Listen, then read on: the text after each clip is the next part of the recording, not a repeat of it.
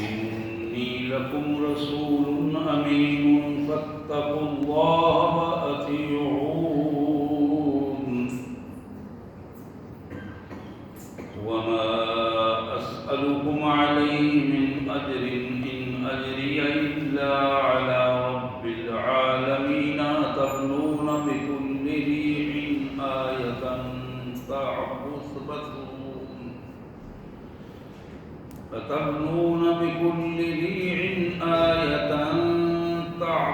تعبثون وتتخذون مصانع لعلكم تخلدون وإذا بطشتم جبارين فاتقوا الله وأطيعون واتقوا الذي أمدكم بما تعلمون أمدكم بأنعام وبنين وجنات وعيون إني أخاف عليكم عذاب يوم عظيم قالوا سواء علينا أوعظت أم لم تكن من الواعظين إن هذا إلا خلق الأولين وما نحن بمعذبين فكذبوا فأهلكناهم إن في ذلك لآية وما كان أكثرهم مؤمنين وإن ربك لهو العزيز الرحيم آمنت بالله صدق الله العظيم اللهم صل على سيدنا مولانا محمد وعلى آل سيدنا مولانا محمد وبارك وسلم اللهم صل على كل الأنبياء والمرسلين وعلى الملائكة المقربين وعلى سائر الصحابة والتابعين وعلى عباد الله الصالحين اللہ کے پاک کلام قرآن مجید میں یہ 19واں پارہ ہے اور 19ویں پارے کا یہ 11واں رکوع ہے جو میں نے پورا رکوع آپ کے سامنے تلاوت کیا 19واں پارہ 11واں رکوع اور یہ سورہ شعراء ہے. آئیے سب سے پہلے ان آیات کا ترجمہ اور سادہ سا مفہوم پھر اس کے پس منظر میں اپنا انفرادی اور قومی جائزہ اور پھر اس کا قرآن کا حل. یہ تین وہ بنیادی چیزیں ہیں نقطے ہیں جس پہ انشاءاللہ بات ہوگی. اللہ کے مبارک نام سے جو بڑا مہربان بہت زیادہ رحم کرنے والا ہے. کذبت عاد المرسلین قوم عاد نے اللہ کے بھجوائے ہوئے نمائندوں کو جھٹلا دیا. قوم عاد نے اللہ کے رسولوں کو اللہ کے نبیوں کو اللہ کے نمائندوں کو جھٹلا دیا ان کے پیغام کو جھٹلایا. اذ قال لهم اخوهم ہود ان کے جو سب سے اہم ترین پیغمبر ان کے پاس آئے ان کا نام ہود علیہ السلام. قوم عاد کی طرف ہود علیہ السلام. تو جناب ہود علیہ السلام نے اپنی قوم کو مخاطب کر کے کہا الا تتقون تم خدا سے نہیں ڈرتے ہو؟ یہ کیسی حرکتیں کرتے ہو؟ اپنے اللہ سے ڈرو. یہ جملہ پہلا جملہ تھا جو انہوں نے اپنے قوم کو حیرانگی کے انداز میں کہا الا تتقون تمہیں کچھ بھی خوف نہیں ہے کوئی ڈر نہیں ہے کیسا مزاج ہے تمہارا کیا کر رہے ہو؟ انی لکم رسول امین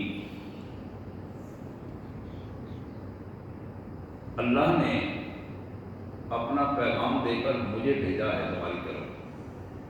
اور میں پوری دیانتداری سے اپنے اللہ کا پیغام تم تک پہنچا رہا ہوں۔ فاتقوا اللہ واطیعون، اللہ سے ڈر جاؤ اور جو کچھ میں کہہ رہا ہوں اس کو مان لو۔ وما اسألکم علیہ من اجر، اس کام کا میں تم سے کوئی معاوضہ نہیں لیتا ہوں۔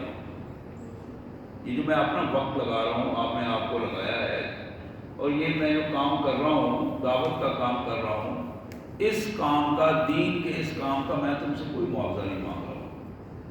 ان اجریہ الا علی رب العالمین، میرا اجر تو اس کے پاس ہے جس نے مجھے بھیجا ہے۔ میں جس کا کام کر رہا ہوں میرا اجر اس کے پاس ہے اور وہی مجھے اجر عطا کرے گا۔ اتبنون بکل ریع آیۃ تعبثون، تمہارا یہ رویہ بڑا عجیب ہے۔ ہر جگہ جس کو تم دیکھتے ہو کہ وہ تھوڑی سی اونچی جگہ ہے، وہاں تم بڑی بڑی عمارتیں اور یادگار عمارتیں بنانا شروع کر دیتے ہو۔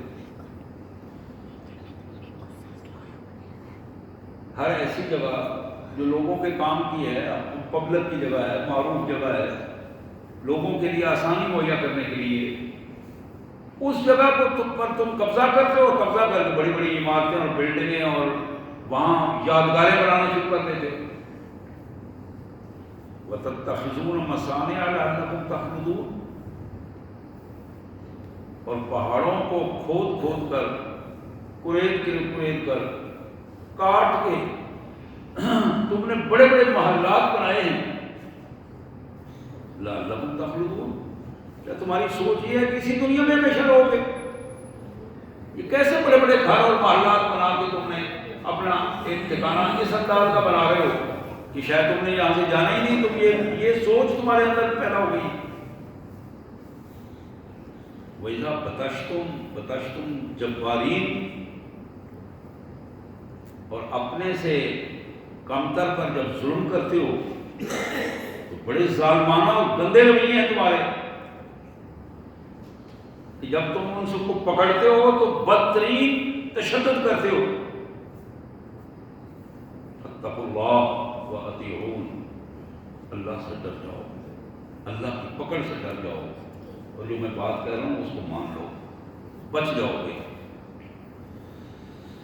واتقوا اللہ واتقوا الذی امدکم بما تعلمون، اس ہستی سے ڈر جاؤ، اس پاک ہستی، طاقتور ہستی سے ڈر جاؤ جس نے تمہیں وافر مقدار میں ہر چیز دی ہے، اور تم جانتے ہو تمہارے پاس ایک ایک اس کی نعمت کو تم دیکھو گے تمہیں ہر چیز نظر آئے گی۔ بما تعلمون، تم جانتے ہو اللہ کی ایک ایک نعمت تمہارے سامنے ہے۔ امدکم بانعام وبنین، اس نے تمہیں ڈھول، ڈنگر، مویشی ہر قسم کے عطا کیے ہیں، اس نے تمہیں اولاد سے نوازا ہے۔ وجنات وعیون، اس نے تمہیں کھیتیاں اور باغات اور پھر پانی پلانے کے ذرائع اور ٹیوب ویل اور یہ کنویں، یہ سب اس نے تمہیں عطا کیے ہیں۔ انی اخاف علیکم عذاب یوم عظیم، میری قوم میں ڈر رہا ہوں اس دن سے، اگر تمہارے یہ رویے برقرار رہے تو کل قیامت کے دن بڑا برا حال ہوگا، بڑا برا حال ہوگا۔ انی اخاف علیکم، تمہارے بارے میں مجھے ڈر ہے، عذاب یوم عظیم، اس قیامت والے دن، بڑے ہولناک اور خوفناک دن کو تمہارا کیا بنے گا۔ حضرات، یہ اللہ کے پیغمبر علیہ الصلوۃ والسلام کے الفاظ تھے جو اللہ نے ہمارے سامنے رکھے ہیں۔ اب ان کا جواب کیا ہے، قوم کا کیا جواب ہے؟ قالوا، وہ کہنے لگے سواء علینا اوعظت ام لم تکن من الواعظین۔ حضرت جی، حود صاحب ہمیں نصیحت کریں یا نہ کریں ہم پر کوئی اثر نہیں۔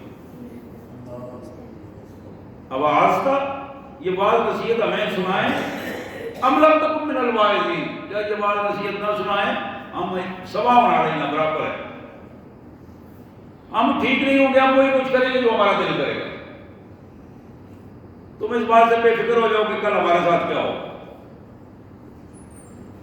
ان ھذا الا خلق الاولین، اور تم تو جانتے ہو کہ جو کچھ ہم کر رہے ہیں ہمارے تو باپ دادا سے یہی کچھ چلا آ رہا ہے، یہ تو عادتیں وہ ہیں، یہ تو وہ رویے ہیں جو ہمارے باپ دادا خلق الاولین، یہ تو وہی رویے وہی عادتیں ہیں جو ہمارے پہلے انہی عادتوں کے مطابق چل رہے تھے۔ وما نحن بمعذبین، اور ہاں اللہ نے ہمیں یہاں چتراٹ دیے، اختیار دیے، بیٹے دیے ہیں، اولاد دی ہے، پیلیاں دی ہیں، زمین دی ہے، فیکٹریاں دی ہیں، حکومتیں دی ہیں، تم فکر نہ کرو ہمیں عذاب نہیں ہوگا۔ یہاں اگر ہم آسانی میں ہیں نا تو وہاں بھی آسانی میں ہوں گے۔ یہ جملے وہ ہیں جو ہم سنتے رہتے ہیں اکثر یہ جملے جو یہاں آسانی میں ہیں وہ اکثر یہ بات کہہ دیتے ہیں، وما نحن بمعذبین، نہیں حضرت ہمیں عذاب نہیں ہوگا، آپ بے فکر نہیں۔ فَكَذَّبُوهُ، انہوں نے ہمارے نمائندے کو جھٹلا دیا، بات ختم ہو گئی، ہمارے پیغمبر کی بات نہیں مانی انہوں نے، قوم عاد نے ہمارے پیغمبر کی بات نہیں مانی، اور جب نہیں مانی فَأَهْلَكْنَاهُمْ، ہم نے ان کو تباہ و برباد کر دیا، اس صفحہ ہستی سے ان کو مٹا دیا۔ ان فی ذلک الآیہ، محمد الرسول اللہ کی امت، یہ تمہارے لیے نمونے کی بات ہے جو ہم بیان کر رہے ہیں، سمجھ جاؤ، تم بھی سمجھ جاؤ، ہوش کے ناخن لو اور اپنے آپ کو، اپنے دماغ کو ہوش و حواس میں لاؤ۔ ان فی ذلک الآیہ، اس میں تمہارے لیے نشانیاں، یہ تمہیں ہم سنا رہے ہیں، یہ تمہارے لیے ہے۔ وما کان اکثرهم مؤمنین، اس وقت بھی لوگوں نے ان باتوں پر یقین نہیں کیا تھا، آج بھی لوگوں کی یہ کیفیت ہے، وہ ان باتوں پر یقین نہیں کر رہے ہیں۔ وَإِنَّ رَبَّكَ لَهُوَ الْعَزِيزُ الرَّحِيمُ، بلا شبہ تمہارا پروردگار بڑا طاقتور ہے، لَهُوَ الْعَزِيزُ، بڑا طاقتور ہے، الرحیم، جو اس سے معافی مانگ لیتا ہے اس کو معاف بھی کر دیتا ہے، جو اس کی رحمت کا طلبگار ہوتا ہے، اپنے گناہوں کو اس کے سامنے رکھ کے روتا ہے، معافی مانگتا ہے، وہ الرحیم، وہ معاف بھی کرتا ہے۔ سبحان اللہ وبحمدہ، سبحان اللہ العظیم وبحمدہ، استغفر اللہ۔ یا کریم یا ارحم الراحمین یا ذا الجلال والاکرام، انا نعوذ بک من عذاب جہنم وعذاب القبر وعذاب الحشر یا ارحم الراحمین یا ذا الجلال والاکرام۔ حضرات یہ جو پورا رکوع میں نے پڑھا یہ 19ویں پارے کا 11واں رکوع تھا، مطالعہ کیجیے گا گھر جب وقت ملے، اپنے فیملی کو، بچوں کو، گھر والوں کو، عروب کی اس آبادی کو یہ آیات سنائیں کہ یہ تمہارے لیے رب نے نازل کی ہے۔ ان فی ذلک لآیہ، عروب والو یہ تمہارے لیے ہیں، اللہ نے فرمایا تمہارے لیے ہیں۔ بڑے صحابی بیٹھے تھے نا، قرآن میں الفاظ آئے کہ فی ذکرکم، تو اس قرآن میں تمہارا بھی ذکر ہے۔ کچھ قبیلے کے سردار صحابی آنسو بہانے لگے، کہنے لگے میرا ذکر قرآن میں؟ کہا ہاں تمہارا ذکر ہے قرآن میں، قرآن نے نام لے کر تمہارا ذکر کیا ہے۔ میرے بھائیو یہ نام لے کر اللہ تعالیٰ نے میرے لیے، عروب والوں کے لیے، پاکستان والوں کے لیے یہ نام لے کر یہ کہا ہے ان فی ذلک لآیہ، یہ جو کہانی ہم سنا رہے ہیں نا یہ تمہارے لیے اسپیشل۔ اگر قوم عاد والے اپنے اولادوں پر انہیں ناز تھا، اپنی زمینوں اور پیلیوں پر ناز تھا، اپنی فیکٹریوں پر ناز تھا، اپنے اسٹیٹس اور مرتبے چدران پر ناز تھا، تو سن لو ہم نے ان کو ذلت اور رسوائی کا نمونہ بنا دیا۔ تم اپنے آپ کو کوئی الگ سے کوئی قوم نہ سمجھو، اپنے آپ کو کوئی بڑی ایسی طاقتور قوم مت سمجھو۔ انہوں نے بھی یہ الفاظ کہے تھے وما کان بمعذبین، ہمیں سزا نہیں ملے گی، ہمیں کوئی پکڑنے والا نہیں۔ 80 سال ہو گئے پاکستان بنے ہوئے، ہمیں کس کی ضرورت ہے ہماری طرف کو دیکھ سکے؟ ہمیں کوئی پکڑ نہیں سکتا، کوئی قانون ہمارے لیے نہیں بنا پاکستان میں۔ بالکل یہی بات قوم عاد نے کہی تھی، وما كانوا بمعذبين۔ وہ تم کہانی سنا رہے ہو کہ ہم ڈر جائیں اس مشکل وقت سے؟ سن لو، ہمیں کوئی پکڑنے والا نہیں ہے۔ لیکن قرآن کہتا ہے فَكَذَّبُوهُ فَأَهْلَكْنَاهُمْ۔ جب وہ جھٹلانے کا عمل مکمل ہو گیا تو پھر ہم نے ان کو مہلت نہیں دی۔ پھر مہلت نہیں دی تو کیا ہوا؟ 29ویں پارے میں سورہ حاقہ میں اللہ تعالیٰ پھر اس قوم کا ذکر کرتے ہیں۔ اللہ فرماتے ہیں وَأَمَّا عَادٌ، اور آؤ سنو ہم تمہیں بتائیں کہ ہم نے عاد کو کیسے مارا۔ اور یہ قوم عاد فَأُهْلِكُوا بِرِيحٍ صَرْصَرٍ عَاتِيَةٍ، عاد قوم عاد کو جو حضرت ہود علیہ السلام کی قوم تھی، جنہوں نے حضرت ہود کو جھٹلایا، ہمارے پیغمبر کی بات نہیں مانی، ہمارے پیغام کی کوئی احتیاط نہیں کی، ہمارے پیغام کو وہ سٹیٹس اور وہ عزت اور احترام نہیں دیا کہ اس کو مان لیتے۔ اس قوم کو ہم نے سب سے پہلے جو ان کو مارنے کے لیے ہم نے جو عمل اختیار کیا، بِرِيحٍ صَرْصَرٍ عَاتِيَةٍ، ایسا تند خو طوفان بھیجا جس نے ان کے درختوں کی جڑیں ہلا دی اور ان کے گھروں کے بنیادوں کو کھیڑ کے رکھ دیا۔ ایسا طوفان جسے باد سرسر کہتے ہیں، وہ جو ڈراؤنی آوازیں والا اور تیز رفتار والا، جہاں کسی کو کسی کی ہوش نہیں رہتی اور ہر آدمی بے ہوشی کے ساتھ دوڑ کے اپنے آپ کو بچانے کی کوشش کرتا۔ عاتیہ، وہ تند خو جس سے اس کی ملاقات ہو اس کے منہ پہ تھپیڑے مارتا چلا جاتا، وہ طوفان۔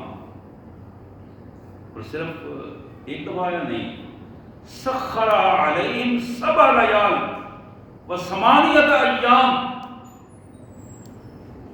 حالانکہ ایک لمحے میں ایک کام ہو گیا تھا، لیکن 7 راتیں اور 8 دن، یہ قرآن نے الفاظ کہے ہیں، قوم عاد پر 7 راتیں اور 8 دن یہ طوفان مسلسل چلتا رہا۔ تو پھر کیا ہوا؟ حسوماً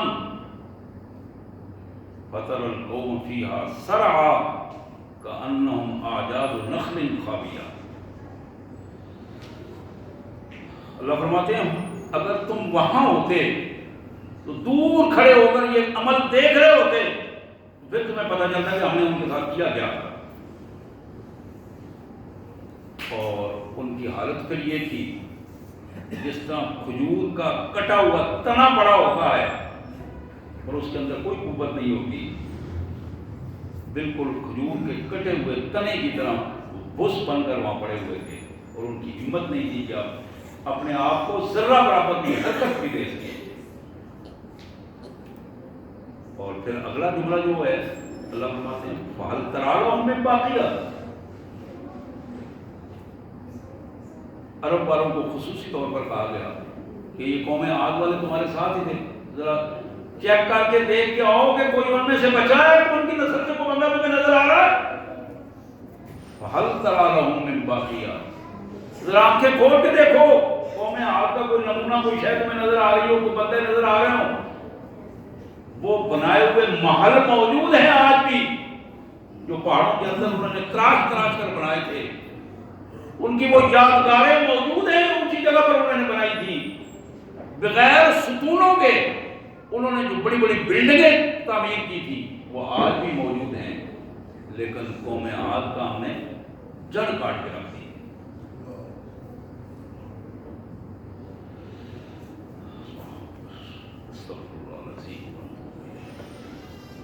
حضرات، یہاں 3 چیزوں کی طرف خصوصی توجہ دلائیں گے۔ قوم عاد کے اس کو ذرا ان کی تاریخ کو سامنے رکھیے۔ پہلی چیز قرآن نے یہ بتائی کہ أَتَبْنُونَ بِكُلِّ رِيعٍ آيَةً تَعْبَثُونَ،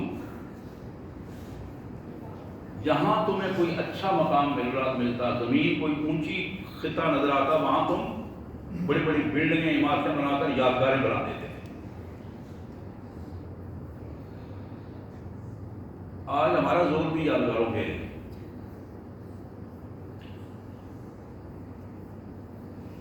کسی کی قربانی اور کسی کا عمل اور کسی کی عمل کی تاریخ اور اس کے نتائج بحیثیت قوم ہمیں یاد نہیں رہتے، لیکن یادگاریں جو اینٹیں اور گارے کی بنی ہوئی ہوتی ہیں، اینٹیں اور سیمنٹ کی بنی ہوتی ہیں اور پتھر لگے ہوتے ہیں، وہ پتھر ہمیں یاد دلاتے رہتے ہیں کہ جہاں بھی ایک بت ہے۔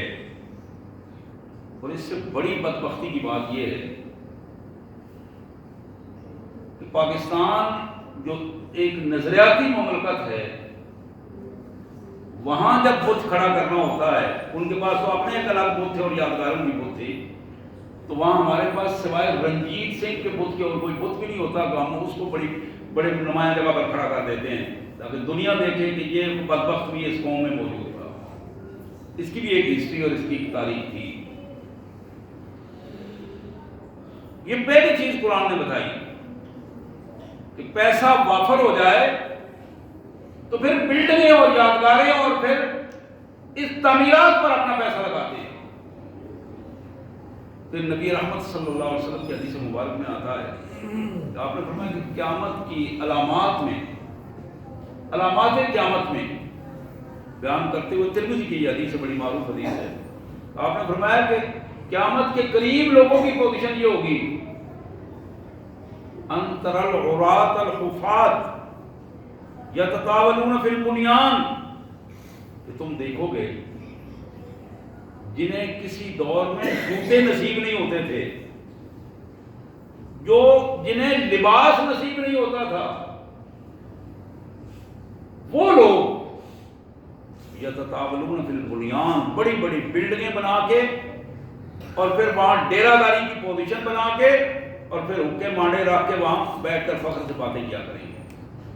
یہ قیامت کی قرب قیامت کی علامات کو بھی بتایا گیا۔ اور پھر نبی رحمت صلی اللہ علیہ وسلم کی حدیث مبارک میں ایک اور چیز کے ہمارے سامنے آئی، آپ نے فرمایا کہ لوگوں، بڑا بدبخت ہے وہ انسان جس انسان نے اپنی ضرورت سے زیادہ کی مکان تعمیر کیا یا ضرورت سے زیادہ اس گارے مٹی اور سیمنٹ پہ اپنے پیسے لگائے۔ وہ بڑا ہی بدبخت انسان ہے جس کی ذہن میں یہ بات ہے کہ اس نے ہمیشہ یہاں رہنا ہے۔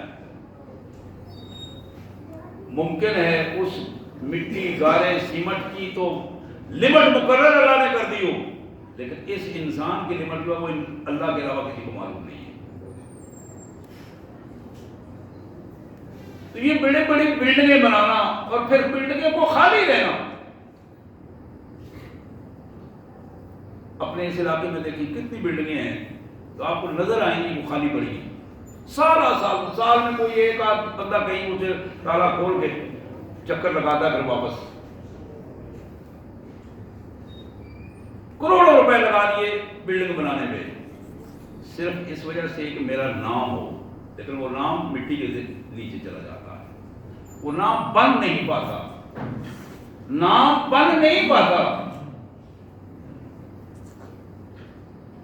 حضرات، یہ اہم بات جو اللہ نے ہمیں سمجھائی ہے کہ اپنے آپ کو سنبھالو، اس دنیا میں تو تم نے رہنا ہے، اپنی ضرورت پوری کرو اور مقصد تمہارا آخرت کی زندگی ہونا چاہیے۔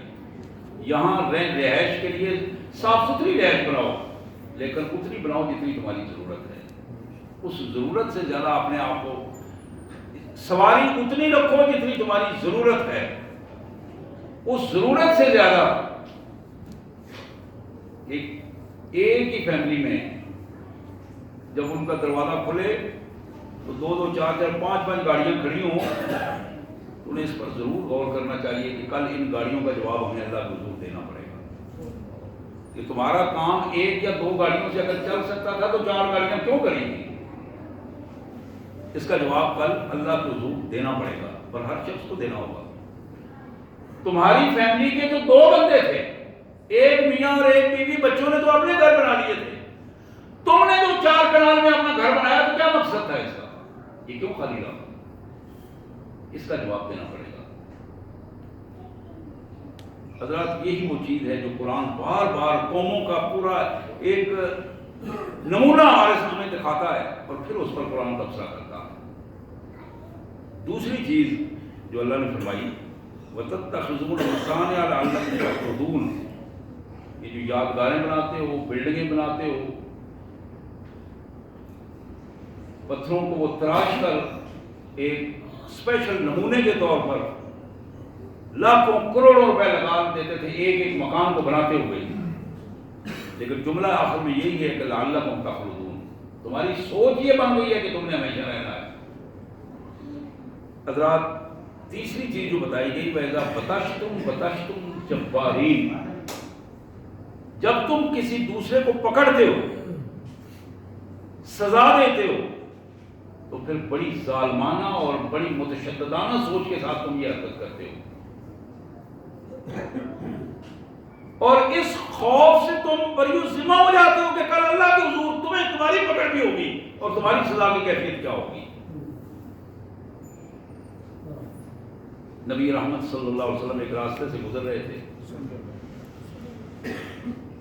ایک صحابی اپنے ایک نافرمان غلام کو مار رہے تھے اور اسے سمجھا رہے تھے اور ساتھ سزا بھی دے رہے تھے۔ نبی رحمت صلی اللہ علیہ وسلم نے گزرتے ہوئے سلام کیا اور کہا اتنا مارنا جتنا کل مار سہ سکو۔ جملہ تو ایک ہی تھا اور یہ جملہ صحابی کے لیے تھا، اسے اتنی سزا دینا جتنی کل پچا سکو، جتنی کل برداشت کر سکو۔ حدیث میں آتا ہے کہ وہ صحابی گر پڑے اور دوڑ پڑے حضور صلی اللہ علیہ وسلم کے پیچھے اور بار بار ہاتھ جوڑ کر کہہ رہے یا اللہ کے رسول صلی اللہ علیہ وسلم میں معافی چاہتا ہوں، میں اللہ سے معافی مانگتا ہوں، میں نے اس پر زیادتی کی، میں معافی مانگتا ہوں، یا مجھے اللہ سے معافی، استغفار کر کے مجھے اللہ سے معافی مانگے، اللہ میرے گناہ کو معاف کرے۔ اور ہمارا ہاتھ جہاں چل سکے، جہاں ہمارا بس چل جائے تو پھر وہ ہمارا ہاتھ وہاں نہیں رکتا ہے، نہ ہمارا پاؤں رکتا ہے۔ شاید آپ نے بھی دیکھا ہوگا، میں کل ایک کلپ میں نے دیکھا اور مجھے آنسو آ گئے۔ ایک استاد جس نے داڑھی رکھی ہوئی تھی، اس نے اپنے ایک بچے کو، شاگرد کو ایک تھپڑ مارا اور اس کے باپ نے اس استاد کو لا کے سیڑھیوں پہ بٹھایا۔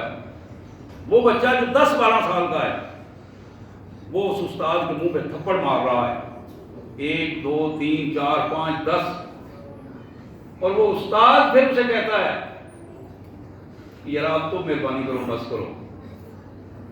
تو اس کا باپ کہتا ہے کہ تم ہاتھ نیچے کر لو، تمہیں کوئی اختیار نہیں یہ کہنے کا، تم نے ایک تھپڑ مارا ہے، یہ بچہ جتنے تک تھپڑ مارتا رہے گا تمہیں اس کے سہنے پڑے گی تھپڑ۔ جب قوموں کی ذلت اور رسوائی کے اسباب پیدا ہونے لگتے ہیں تو پھر کیفیت یہی ہوتی ہے، پھر طاقت کا نشہ بندے کو بدمست بنا دیتا ہے، اور جب بندہ اس طاقت کے نشے میں بدمست ہوتا ہے، پیسے کے نشے میں بدمست ہوتا ہے، اختیار کے نشے میں بدمست ہوتا ہے، اب یقین کیجیے کہ پھر اسے ہوش و حواس اڑ جاتے ہیں اس کے، پھر اسے معلوم نہیں ہوتا کہ کل میرے ساتھ کیا ہونے والا ہے۔ اور جب اس کے ساتھ بھی اس کی گرفت ہوتی ہے، اس کی پکڑ ہوتی ہے، تو پھر پکڑنے والا ان بطش ربک لشدید، تمہارے رب کی پکڑ بڑی سخت ہے۔ وہ مہلت ضرور دیتا ہے، مہلت پہ مہلت دیتا چلا جاتا ہے کہ بچ جاؤ۔ یہاں بھی حضرت ہود علیہ السلام نے یعنی ایک ہی رکوع میں کم از کم 3 دفعہ یہ الفاظ آئے ہیں فاتقوا اللہ، بچ جاؤ بچ جاؤ بچ جاؤ، غیرت ایمانی سے کام لو، اپنے آپ کو بچاؤ، کل ایسا نہ ہو کہ جب تمہاری باری آئے تو پھر تمہیں کوئی چھڑوانے والا نہ ہو، اور اللہ کی گرفت سے کون چھڑوا سکتا ہے؟ وہاں تو اللہ کے نبی استغفار کرتے ہیں، وہاں تو اللہ کے نبی اللہ کے گرفت سے خوف زدہ ہیں، اور قیامت کے دن یہ خوف اور زیادہ بڑھ جائے گا۔ تو یہاں 3 چیزیں بتائی گئی، خالی جگہ پہ، قیمتی جگہ پہ یادگاریں بنا دینا اور انہیں بت کے ذریعے بت کی طرح پوجنا اور بتوں کی طرح ان کو پیش کرنا، اور بڑے بڑے بلڈنگیں اور بڑے بڑے گھر بنانا جن میں رہائشوں کی ضرورت تو نہ ہو لیکن بعض نام و نمود کے لیے یہ سارا کام چل رہا ہو۔ اور پھر جب کسی سے پکڑنے کا کوئی رویہ آئے، کسی سے کوئی بدتمیزی یا بد اخلاقی کا کوئی رویہ بن جائے، تو اس میں اپنے آپ کو بھول جانا اور اپنی طاقت، دولت اور اختیار کے نشے میں آ کر بدتمیزی اور بد اخلاقی کی انتہا کر دینا، یہ چیزیں بالکل وہی چیزیں ہیں جو قوم عاد کی تھی، اور قوم عاد کو جب پکڑنے والے نے پکڑا تو پھر وہ مالک یہ کہتا ہے کہ فَأَهْلَكْنَا، ہم نے انہیں ہلاک کیا، تباہ کیا، کاش تم وہاں کھڑے ہو کے دیکھ رہے ہوتے کہ ہم نے ان کے ساتھ کیا کیا۔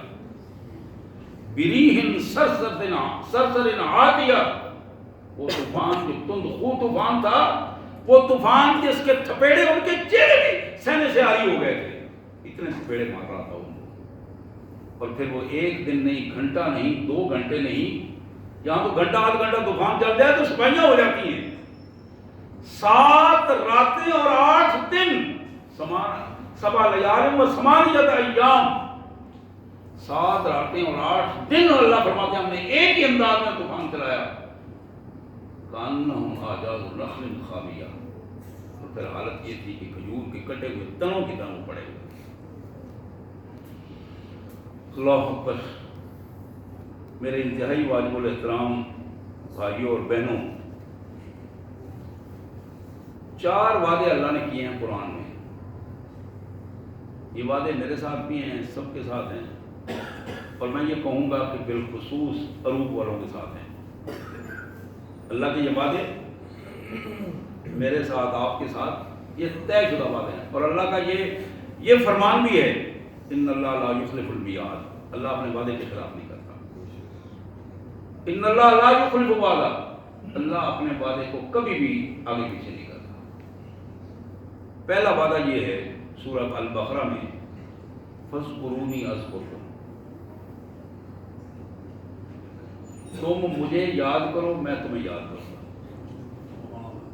تم مجھے نہ بھولو تو تم میرے ریکارڈ میں ہمیشہ سے رہو۔ جہاں کہیں بھی، جس حالت میں، جن حالات میں، جس کیفیت میں بھی تم ہو، کبھی تمہیں اپنا رب نہ بھولے، ہمیشہ رب یاد رہے۔ ایک ہے یہ نعرے مار کر رب یاد کرنا، بات اس کی نہیں ہو رہی، بات یہ ہو رہی ہے کہ دل و دماغ میں تمہارا رب ہمیشہ تازہ ہو، کوئی بھی عمل کرتے وقت تم رک جاؤ کہ یہ میرے رب کی مرضی ہے کہ نہیں ہے۔ اگر رب کی مرضی، اللہ کے یہاں سے اجازت ہے تو اس کو خوشی سے کرو، اگر اللہ کے یہاں سے اجازت نہیں ہے تو اپنے آپ کو وہاں سے روک لو۔ فاذکرونی اذکرکم، یہ اللہ کا وعدہ ہے کہ جب تم مجھے نہیں بھولو گے تو میں دنیا میں اور آخرت میں تمہیں عزت دوں گا، اپنے میرے ریکارڈ میں تمہارا ریکارڈ ایک پروٹوکول کا ریکارڈ ہوگا۔ فاذکرونی اذکرکم، میرے بھائیو اس عزت کو حاصل کرنے کی کوشش کرو، اس عزت کو حاصل کرنے کی کوشش کرو۔ رسول اللہ صلی اللہ علیہ وسلم کی بتائی ہوئی مسنون دعائیں یاد کرو، صبح اٹھنے سے پہلے رات سونے تک، ہر وقت کوئی نہ کوئی جو بھی آپ کام کر رہے ہو، اللہ کے رسول صلی اللہ علیہ وسلم کی مسنون دعاؤں کو یاد کر کے اسے آپ دیکھو، آپ زندگی بدل جائے گی، سکون سے ملے گا، کام خود بخود ہوتے چلے جائیں گے۔ وہ کام جو آپ کے کئی ہم ڈھونڈتے رہتے ہیں، بعض اوقات سہارے ڈھونڈتے رہتے ہیں، کو بندہ ملے گا اس کو کہے کہ یہ ہمارا کام ہو گیا ہے۔ آپ یقین کریں جب آپ رابطے اللہ کے ساتھ رابطہ ہوگا تو آپ جائیں گے تو وہاں کام کے اسباب خود بخود پیدا ہوتے چلے جائیں گے، لوگ انتظار کر رہے ہوں گے کہ فلاں بندہ آئے اور اس کا یہ کام ہوگا۔ فاذکرونی اذکرکم، یہ پہلا وعدہ ہے اللہ کا۔ دوسرا وعدہ یہ ہے، وقال ربکم ادعونی استجب لکم، سورہ مومن میں اللہ فرماتے ہیں کہ تمہارا رب کا یہ پکا وعدہ ہے، تم جس مشکل میں بھی ہوگے، خالص اللہ کو پکارو گے، اللہ تمہاری بات سنے گا بھی اور تمہارا مسئلہ بھی حل کر دے گا۔ صرف اپنے آپ کو اللہ کے ساتھ مخلص کر لو، مخلص کر لو، جو بات زبان پہ آ رہی ہے وہ دل سے نکل رہی ہو، ہماری زبانوں پہ وہ الفاظ آتے ہیں، دل سے نہیں نکلتے. جب دل سے الفاظ نکلتے ہیں پھر آنکھوں سے آنسو بھی نکلتے ہیں. یہ دل اور آنکھوں کا بڑا رابطہ ہے. کبھی بھی ایسا نہیں ہوا کہ دل سے الفاظ نکل رہے ہوں اور بندہ اندر سے ٹوٹ گیا ہو اور اللہ کے ساتھ وہ رابطہ مکمل انداز میں ہو رہا ہو اور آنکھیں اس کا ساتھ نہ دیں. یہ کبھی نہیں ہوتا. ہمیشہ آنکھوں سے آنسو آتے ہیں. تو یہاں کائنات کے مالک نے یہ وعدہ کیا ہے کہ میرا وعدہ ہے کہ تم ذرا مخلص ہو کر مجھے پکارو تو صحیح، میں تمہاری ہر دعا سنوں گا اور اسے قبول کروں گا. اور پھر اللہ کا تیسرا وعدہ ہے لئن شکرتم لازیدنکم، سورہ ابراہیم میں، سورہ ابراہیم 7واں آیت نمبر 7 ہے. یہ اللہ نے وعدہ کیا ہے کہ میرے بندو تم میرے شکر گزار بندے بنو، میری نعمتوں پر میرا شکر کرو، تو تم یقین رکھو جتنا زیادہ شکر کرتے چلے جاؤ گے میں اتنا زیادہ تمہیں عطا کرتا چلا جاؤں گا. میں نے رزق دیا ہے، رزق پہ شکر کرو. میں نے عمر دی ہے، عمر پہ شکر کرو. میں نے عزت دی ہے، عزت پہ شکر کرو. میں نے اسٹیٹس دیا، مرتبہ دیا، اس پہ شکر کرو. ایک ایک نعمت پر جتنا زیادہ تم اللہ کا شکر ادا کرو گے، دل سے شکر ادا کرو گے، اللہ کا یہ وعدہ ہے اللہ تعالیٰ تمہاری عزت میں، تمہارے رزق میں، تمہاری عمر میں برکتیں عطا فرماتا چلا جائے گا اور اس کو زیادہ سے زیادہ تمہیں عطا کرے گا. اور آخری اور چوتھا وعدہ اللہ کا سورہ انفال میں آیت نمبر 33 میں، وما کان اللہ معذبہم وہم یستغفرون. اللہ اس قوم کو، اس بندے کو کبھی عذاب نہیں دیتے جو اللہ سے معافیاں مانگ رہا ہو، جو اللہ کے حضور ہاتھ جوڑ کر کھڑا ہو، اپنے گناہوں کو گنوا کر معافی مانگ رہا ہے، استغفار کر رہا ہے، رو رہا ہے، یا اللہ مجھے معاف کر دے، مجھ سے غلطی ہوگی، یا اللہ مجھے معاف کر دے، مجھ سے غلطی ہوگی. تو یہ اللہ کا وعدہ ہے، محمد الرسول اللہ صلی اللہ علیہ وسلم کا فرمان ہے کہ میرا اللہ فرماتا ہے، مشکات شریف میں سیاستہ کے حوالے سے یہ روایت ہے کہ میرا بندہ جب رو کر معافی مانگ کر اپنے گناہوں کو پیش کر کے مجھ سے معافی مانگتا ہے تو مجھے شرم آتی ہے کہ میں اس کے ہاتھ خالی لوٹا دوں. اللہ سے دعا ہے یہ باتیں اللہ ہمیں، مجھے، آپ کو، میری بہنوں کو سمجھنے کی توفیق عطا فرمائے اور اللہ کے ان وعدوں کو پورا کرنے کی توفیق دے تاکہ اللہ کی یہ نعمتیں ہمیں حاصل ہوں. وآخر دعوانا الحمدللہ رب العالمین.